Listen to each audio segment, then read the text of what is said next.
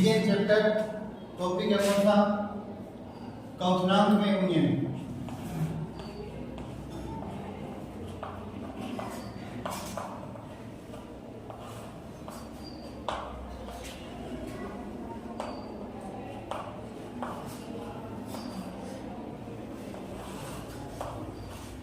क्वथनांक में यूनियन देखो, पहले तो आपने देखा था वाष्प दाब में अवनमन। वाष्प दाब में अवनमन में क्या था? अवनमन का मतलब होता है कमी। अब दूसरा टॉपिक है क्वथनांक में यूनियन। यूनियन का मतलब क्या होता है आपका? बढ़ना। क्या? बढ़ना। यूनियन का मतलब होता है बढ़ना। सबसे पहले यूनियन को छोड़ो, क्वथनांक को देखो। सबसे पहले क्वथनांक यूनियन है तो क्वथनांक पता होना चाहिए। क्वथनांक क्या चीज है? क्वथनांक क्या चीज होती है? ये वाला क्वथनांक, बॉइलिंग पॉइंट बीपी। क्वथनांक का मतलब आप छोटे क्लासों में ये देखते थे कि वह न्यूनतम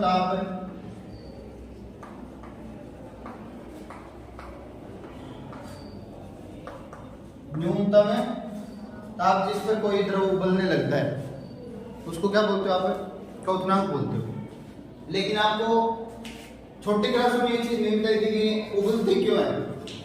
आपको ये आपने ये रटी थी परिभाषा कि न्यूनतम ताप जिस पर कोई द्रव उबलने लगता है क्वथनांक कहलाता है। वही ताप कौन सा होता है? क्वथनांक।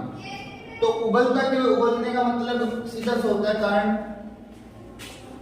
ये कोई पात्र आपका और इस पात्र में द्रव है। एक द्रव होता है, एक द्रव्य होता है, दोनों याद रखना। द्रव आपका पानी लिक्विड, ठीक है ना, एल, और द्रव्य खुद मैटर होता है, पदार्थ, ठीक है ना। तो इस तरीके से लिखोगे द्रव को और द्रव्य को इस तरीके से लिखोगे। अब ये पानी है, द्रव्य है, ठीक है, ये द्रव, और इसको क्या किया आपने? गर्म किया। गर्म करते ही आपको पता है यहां से बनेंगे इसके वाष्प, और वाष्प बनेगी तो यहाँ पर ये वाष्प जो सतह है, ये वाली ये सतह, इसके ऊपर वाली जो सतह ये बोलेगी वायुमंडलीय दाब। वायुमंडलीय दाब। और एक ऐसा टाइम आएगा ये गर्म करने पर वाष्प दाब को जो जितना भी दाब लगेगा ना टोटल का टोटल नीचे की ओर, ये वाला और ये वाला वायुमंडलीय दाब, वाष्प दाब और वायुमंडलीय दाब दोनों इक्वल हो जाएंगे। ऐसी कोई टाइमिंग आएगी जिसमें दोनों इक्वल हो जाएंगे। इक्वल होते ही ये द्रव आपका उबलना स्टार्ट हो जाएगा और उसी को बोल देते हो क्या? क्वथनांक। क्या बोलते हो? क्वथनांक। तो दूसरी परिभाषा ये भी लिख सकते हो, वह न्यूनतम ताप जिस ताप पर क्या हो जाता है आपका? वायुमंडलीय दाब और पानी का जो या द्रव का जो वाष्प दाब है वो क्या हो जाते हैं? बराबर हो जाते हैं। ताप बराबर होते ही क्या करने लगता है? द्रव उबलने लगता है और वही ताप क्या कहलाता है? आपका क्वथनांक। समझ गए? ताप वह ताप जो इन दोनों दाब को क्या कर दे? बराबर कर दे, वही क्या कहलाता है? आपका क्वथनांक। क्या कहलाता है? क्वथनांक। अब देखते हैं क्वथनांक में यूनियन। देखिए क्वथनांक में यूनियन का मतलब हो गया आपका, एक तो ले लिया आपने, एक चीज और बता देता हूं, देखिए इसके साथ में एक आपने एनटीपी देखा होगा और एक एसटीपी देखा होगा। एनटीपी के ऊपर जल का जो क्वथनांक होता है वो 100 डिग्री सेल्सियस होता है। कितना होता है? 100 डिग्री सेल्सियस। एनटीपी का मतलब होगा normal temperature pressure. Normal temperature pressure, सामान्य ताप दाब, सामान्य ताप व दाब। तो सामान्य ताप व दाब के ऊपर जल का जो क्वथनांक है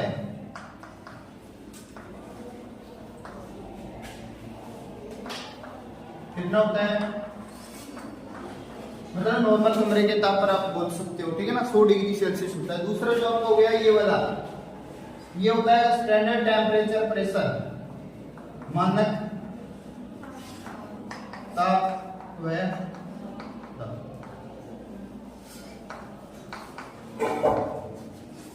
मानक ताप व दाब। अब मानक व ताप व दाब एसटीपी होता है, ये सामान्य होता है, इतना से याद रखना, समझ गए? मानक ताप व दाब, जैसे मानक ताप की बात करें तो 0 डिग्री सेल्सियस होता है, और दाब की बात करें तो 1 एटीएम। कितना होता है? 1 एटीएम। ये दोनों चीजें इसके साथ में याद रखोगे, ठीक है। अब बात देखिए, ये वाला मान लीजिए आपके पास में जल है, तो जल को नाम देते हैं हम विलायक, क्या देते हैं? विलायक। ठीक है, इस तरफ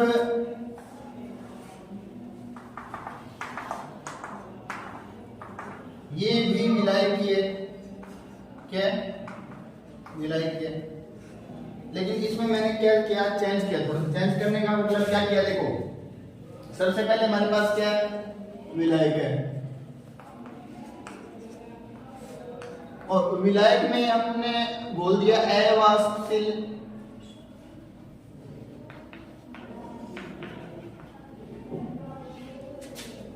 विलय पदार्थ।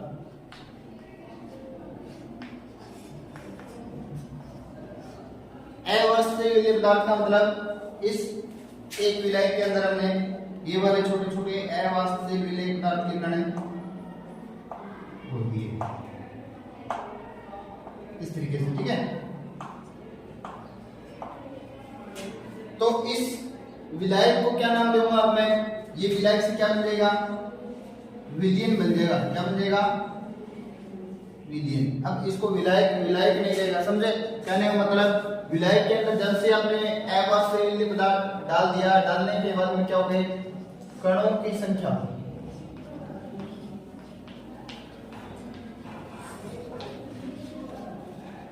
कणों की संख्या क्या होगी, आ रहा नहीं आता,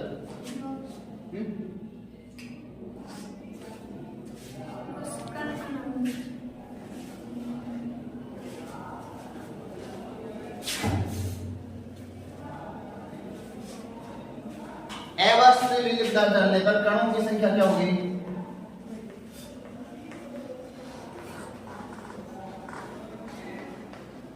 कणों की संख्या बढ़ गई ना। यहाँ पर देख, ये वाले विलायक, इतना ही विलायक था, जैसे भी नहीं डाला तो इसके अंदर ये वाले देखो, ये वाले डलने के कारण कणों की संख्या बढ़ी। कणों की संख्या बढ़ने के कारण क्या हो गया आपका, इन पर देखिए, इस पर आपने क्या कर रहे, इसको भी और इसको भी क्या कर रहे हो, पहले तो देखिए इसके अंदर मान लीजिए आपके 1000 कण है और 1000 एनर्जी है, 1000 जूल एनर्जी है, ठीक है ना, 1000 कण इसके अंदर है, और आपने प्लस कर दिए 1000 कण और किसके, अवाष्पशील विलय पदार्थ के, तो ये कितने हो गए टोटल है आपके, हो गए 2000। एनर्जी उतनी है 1000 जूल ये वाली। तो देखो प्रत्येक कण के ऊपर आप ये कह सकते हो, यहाँ पर एक कण को 1 जूल एनर्जी मिल रही थी, एक कण को 1 जूल, एक कण को यहाँ पर कितनी मिल रही है, आधा जूल।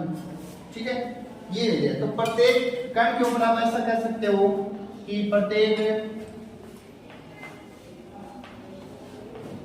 कण पर ऊर्जा का मान क्या हो गया, ऊर्जा का मान क्या हो गया, कम, ऊर्जा का मान क्या हो गया, कम हो गया। कम होने की वजह से आपको भी पता है इसमें एक परिवर्तन आएगा, क्या परिवर्तन आएगा, वाष्प दाब, वाष्प दाब के मान में आएगी कमी, वाष्प दाब के मान में क्या आएगी, कमी। यहाँ पर ये वाले एनर्जी कम होते ही वाष्प दाब की कम हुई, नीचे से टक्कर है ना, थोड़ी सी कम मारेंगे, वाष्प दाब कम डालेंगे, ऊपर की तरफ भी थोड़ा सा धीमे से जाएंगे, तो वाष्प दाब अगर कम होगा तो क्वथनांक भी कम होगा, और हमारे को क्वथनांक कम नहीं बनाना, हमारे को टॉपिक क्या, क्वथनांक में उन्हें, तो हमारे को क्या करना पड़ेगा, क्वथनांक के मान में इसके समान उबलने में, कितने टाइम में उबलने पर इसके साथ दोनों अगर साथ साथ उबालते हैं, क्वथनांक अगर सेम करना, तो इसका क्वथनांक क्या करना पड़ेगा, बढ़ाना पड़ेगा, तब इसके साथ में उबल पाएगा ये। समझिए, सेम अगर इसके साथ में उबलना है, आगे पीछे हो तो कोई दिक्कत नहीं है, लेकिन जितने टाइम में ये उबल रहा है, उतने टाइम में ये उबल रहा है, तो इस टेम्परेचर से इस टेम्परेचर को क्या करना पड़ेगा, थोड़ा सा ज्यादा। तो क्वथनांक के मान में क्या करनी पड़ेगी, तो क्वथनांक में, और क्वथनांक के मान में विवर्ती क्या कहलाती है आपकी, ये क्वथनांक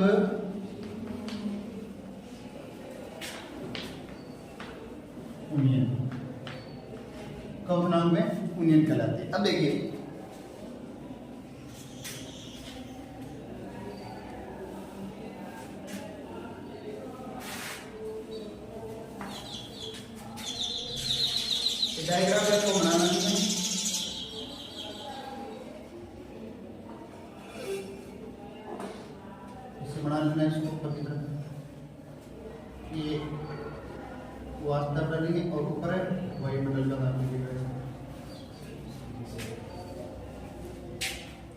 यहाँ पर लिखना वायुमंडलीय दाब,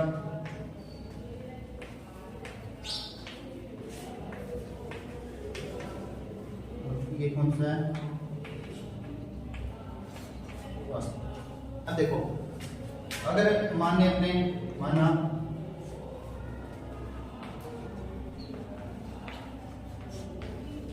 विलायक का क्वथनांक, विलायक का क्वथनांक कितना का?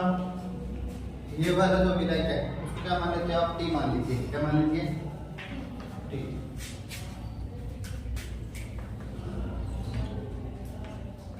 विलयन का क्वथनांक, विलयन का क्वथनांक क्या लिखोगे? केस लिखोगे तो लिखोगे क्वथनांक में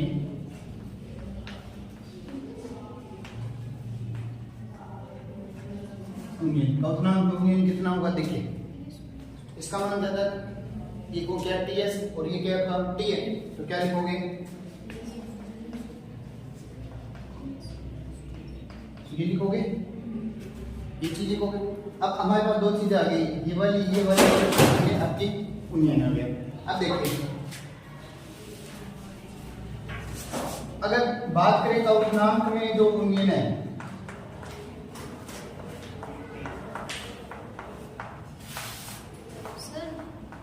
यूनियन का आपका अनुक्रमानुपाती होता है किसके? मोलरता के। किसके होता है? ये वाला जो टोटल का टोटल, ये वाला ना, ये वाला किसके अनुपाती होता है? मोलरता। मोलरता के किसके? मोलरता। क्यों होता है? क्योंकि यहाँ पर आपको पता होगा, देखो मिले हम ग्राम में लेते हैं, यहाँ पर नमक हो गया या फिर कोई भी चीज हो गई ऐसी वाली चीज, ठीक है ना, नमक मान लीजिए नहीं लेके आए, वास्ते लेना है, तो ये वाली जो चीज कर रहे हो ना आप यहाँ पर ग्राम में लेते हैं, इसीलिए यहाँ पर क्या लिया है? मोलरता। अब ये बात अगर इस तरीके से लिख दें इसको, टी यहाँ पर लिख देता हूँ टी एस, और इसी को मैं लिख देता हूँ डेल्टा टी, और अनुक्रमानुपाती, और इसी को भी आगे लिखना है तो आप ये लिख सकते हो, ये वाला डेल्टा टी बराबर में लिखोगे तो आपका लग जाता है ये वाला के बी रूट एम। अब ये के बी क्या चीज होती है, इस चीज को देखिए। के बी का मतलब होता है मोलर यूनियन स्थिरांक।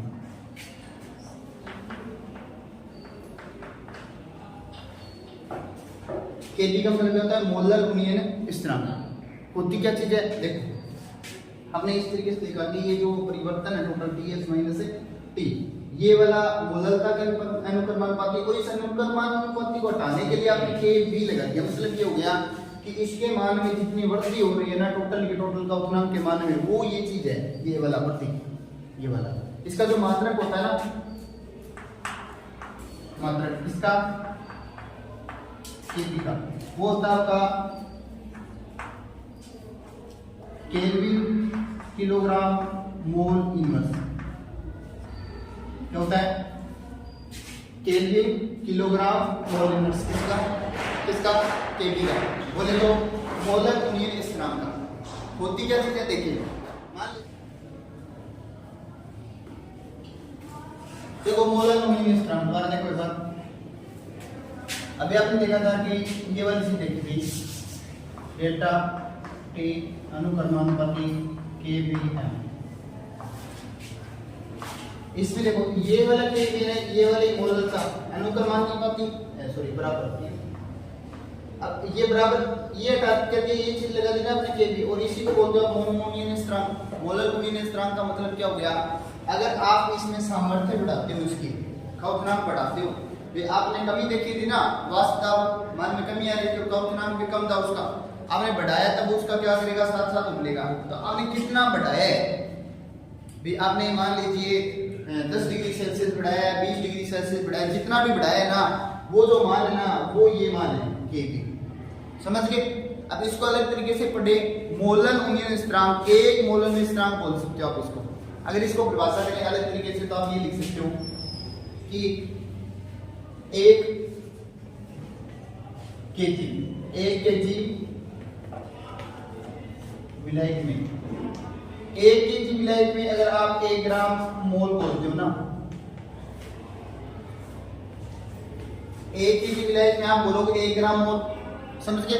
और ये बोलने के बाद में अगर आपको क्वथनांक का मान जरूरत पड़ रही है, 1 kg विलायक में 1 ग्राम मोल बोलने के ऊपर जितने क्वथनांक का आपको जरूरत पड़ रही है ना, जितने क्वथनांक आपको चाहिए, वो क्वथनांक क्या कहला रहा है आपको, मोलर यूनियन स्थिरांक, ये चीज कह रहा है। अब आप इसके आधार पे समझ सकते हो कि ये तो एक मोलर स्थिरांक की होगी, एक लिखा ना यहाँ पर भी एक और एक यहाँ पर भी एक, तो इसी आधार पे समझ सकते हो कि इसका टोटल मान आएगा ना, वो इस पे डिपेंड करेगा इसमें वृद्धि कितनी है, वही क्वथनांक में यूनियन होगी। जितना भी क्वथनांक में यूनियन करो, भी आपने छोटा प्रक्रम लिया तो उसमें छोटा मान निकल के आ जाएगा, ज्यादा बड़ा प्रक्रम लिया तो उसके अंदर बड़ा निकल जाएगा।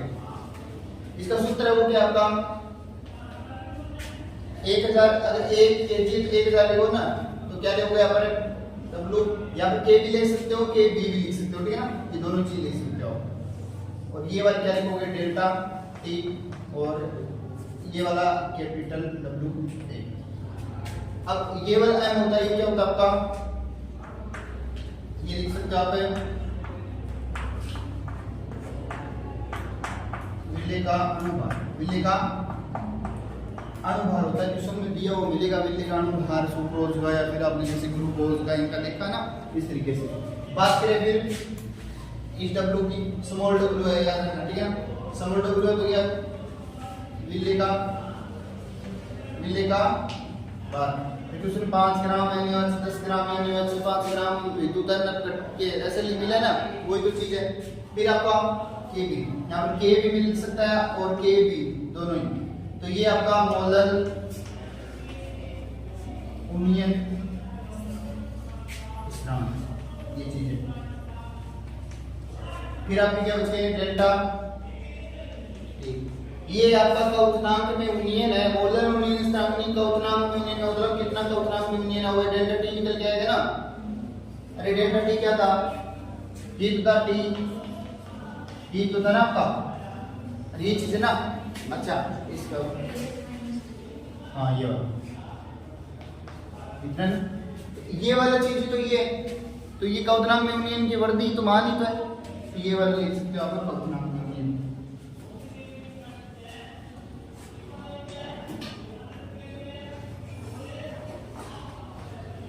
ये आपका विलायक का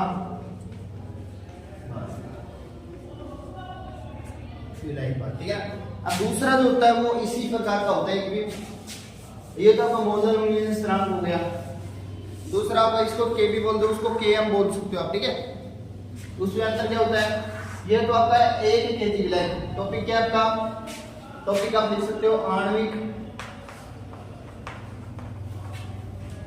आणविक यूनियन स्थिरांक, आणविक यूनियन स्थिरांक, या लिख सकते हो आप दूसरा नाम इसका ग्राम यूनियन स्थिरांक, ग्राम यूनियन।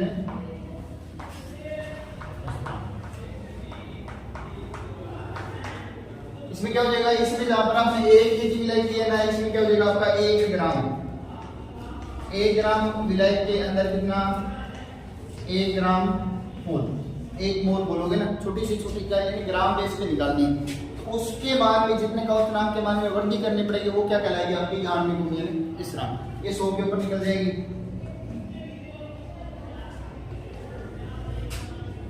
ठीक है ना, यहाँ पर के आप यहाँ पर देखो के बी कर रहे हो ना, तो बॉइलिंग पॉइंट है ना, क्वथनांक में यूनियन समझ गए, बॉइलिंग है ये तो यहाँ पर आप मोलर आणविक ले रहे हो ना, तो आप 1 मोल m कर लीजिए यहाँ पर, ठीक है, इसका थोड़ा सा अलग कर लीजिए वरना सेम हो जाएगा।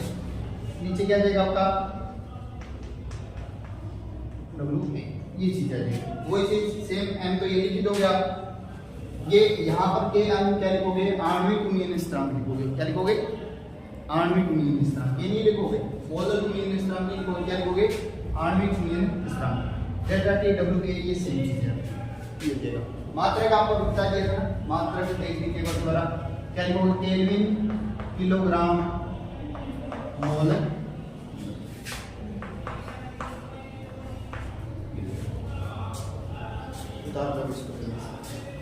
सेम का सेम तरीका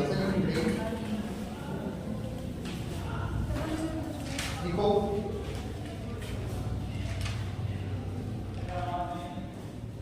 मोलर यूनियन स्थिरांक हेडिंग डालो,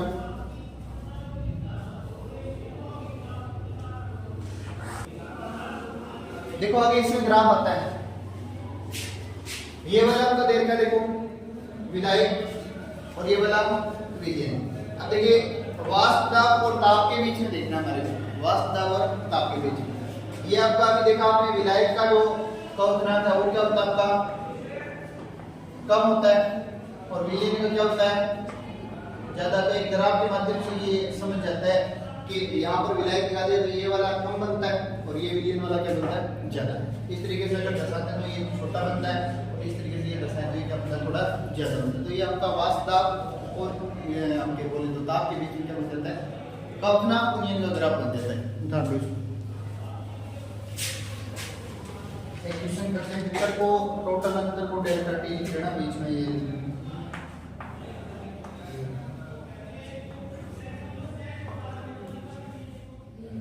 देखो भैया इसी टॉपिक के ऊपर एक क्वेश्चन और देखते हैं। क्या क्वेश्चन है, एक यौगिक के 4.18 ग्राम को 240 ग्राम H2O में घोलने पर एक वायुमंडलीय दाब पर विलयन का क्वथनांक 100.56 डिग्री सेल्सियस पाया गया। तो यौगिक के अणुभार ज्ञात करो। यौगिक का अणुभार ज्ञात करना है। वही आपका देखो सबसे पहले तो याद रखना चाहिए आपको क्या दे रखा है इसके अंदर क्वथनांक दे रखा है तो ठीक है ना, और एक दे रखा आपको 4.18 ग्राम W ठीक है ना, बोले तो विलय की मात्रा दे रखी है ना। तो आपके क्वथनांक में जो यूनियन वाला आपने मोलर यूनियन स्थिरांक देखा ना उसी से निकलेगा, क्यों क्योंकि साथ में आपको Kb का मान भी दे रखा है। तो अणुभार निकाल दीजिए। देखिए किस प्रकार करोगे, फॉर्मूला आपका यही होता है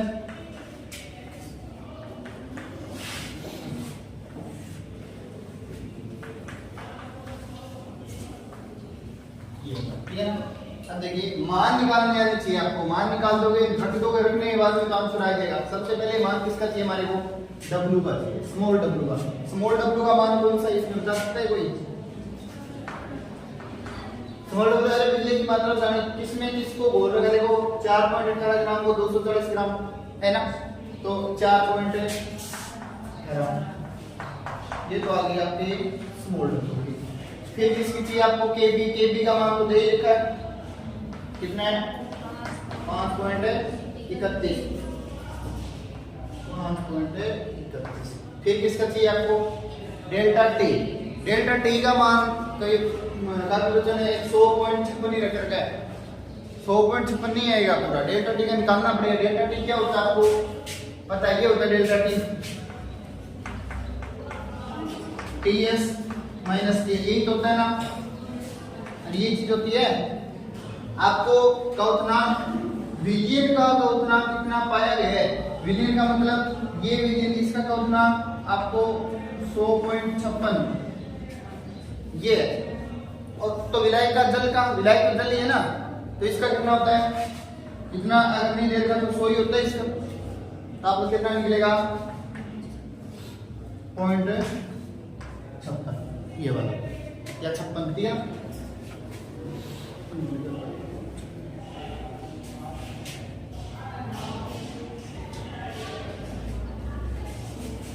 ये 0.56 और किसका मान चाहिए आपको WA का, एक ही मान बचा है वो लिख दीजिए 240 ग्राम। देखो ये वाला, तो ये वाला आपका मान आ गया WA का 200 रख दोगे ना पे। तो देखिए W का मान 4.18, 5.31 और ये वाला 0.56 और कितना इसका 200, इसका आंसर आएगा 165.63 ग्राम, 165.15। डाल जल्दी इसको, एक और करते हैं।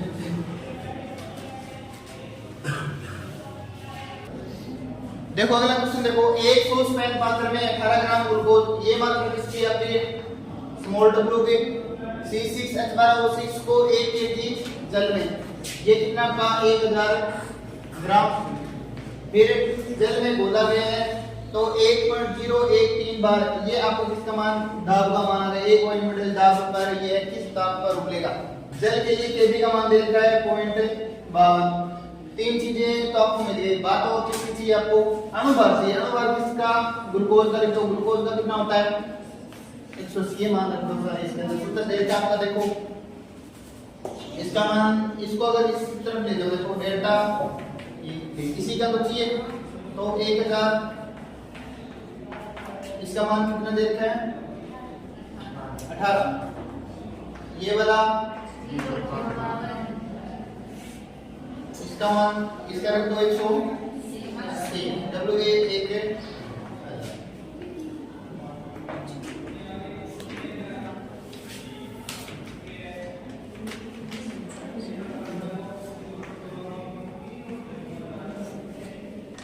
हाँ बोलो।